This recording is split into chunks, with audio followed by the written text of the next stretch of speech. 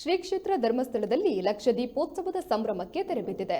ಲಕ್ಷದೀಪೋತ್ಸವದ ಅಂಗವಾಗಿ ಧರ್ಮಸ್ಥಳದ ಧರ್ಮಾಧಿಕಾರಿ ಡಾಕ್ಟರ್ ಡಿ ವೀರೇಂದ್ರ ಹೆಗ್ಗಡೆಯವರ ನೇತೃತ್ವದಲ್ಲಿ ಧರ್ಮಸ್ಥಳದ ಅಮೃತ ವರ್ಷಿಣಿ ಸಭಾಭವನದಲ್ಲಿ 88ನೇ ಸಾಹಿತ್ಯ ಸಮ್ಮೇಳನ ನಡೆಯಿತು. ಹಿರಿಯ ವಿದ್ವಾಂಸ ವೇದಭೂಷಣ್ ಡಾಕ್ಟರ್ ಎಸ್ ರಂಗನಾಥ್ ಸಾಹಿತ್ಯ ಸಮ್ಮೇಳನವನ್ನು ಉದ್ಘಾಟಿಸಿದರು. ಲಕ್ಷದೀಪೋತ್ಸವದ ಸಂಭ್ರಮ ಈ ಬಾರಿ ಕೊರೋನಾ ಆತಂಕದ ನಡುವೆಯೂ ನಡೆದಿದ್ದು, ರಾಜ್ಯದ ವಿವಿಧ ಜಿಲ್ಲೆಗಳಿಂದ ಸಾವಿರಾರು ಭಕ್ತರು ಧರ್ಮಸ್ಥಳಕ್ಕೆ ಆಗಮಿಸಿದ್ದಾರೆ. ಕೊರೋನಾ ಹಿನ್ನೆಲೆ ಈ ಬಾರಿ ವಸ್ತು ಪ್ರದರ್ಶನ, ಬೀದಿ ಬದಿ ವ್ಯಾಪಾರ, ಸಾಂಸ್ಕೃತಿಕ ಕಾರ್ಯಕ್ರಮಗಳನ್ನು ರದ್ದು ಮಾಡಲಾಗಿತ್ತು. ಕೊರೋನಾ ನಿಯಮಗಳ ಪ್ರಕಾರ ಲಕ್ಷದೀಪೋತ್ಸವ ಕಾರ್ಯಕ್ರಮವನ್ನು ಆಯೋಜನೆ ಮಾಡಲಾಗಿತ್ತು.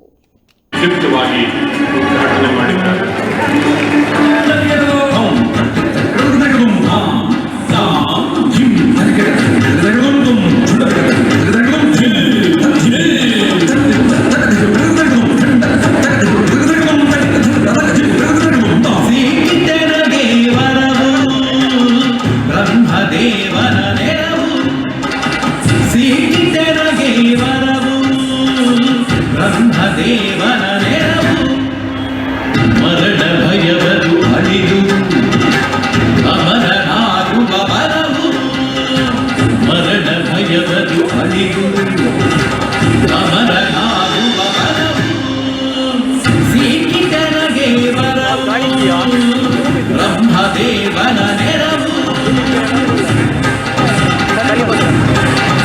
ಹಗಲಿಲ್ಲ ಇರುಳಿಲ್ಲ ನನಗೆ ಮರಣ, ಹಗಲಿಲ್ಲ ಇರುಳಿಲ್ಲ